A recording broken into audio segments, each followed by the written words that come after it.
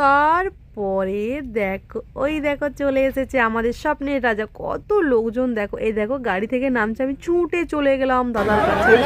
আর দেখো সবার প্রথমে আমি মিলালাম। আমি ভেবেছিলাম যে আমি প্রথমে হাতটা মিলাবো, তারপরে আমি সবার প্রথমে হাত মিলালাম। তারপরে দেখো সবার সাথে হাত মিলাবো, সবাই আনন্দ করেছিল, সবাই খুব এত এত আনন্দিত হয়েছি। সামনে দেখে সেলফি তোলার চেষ্টা করলাম, কিন্তু সেলফিটাই হলো না, খুব ভালো এলো না। দেখো বাড়িতে উঠে কিছু করার নেই, বেশিক্ষণ তো থাকবে না।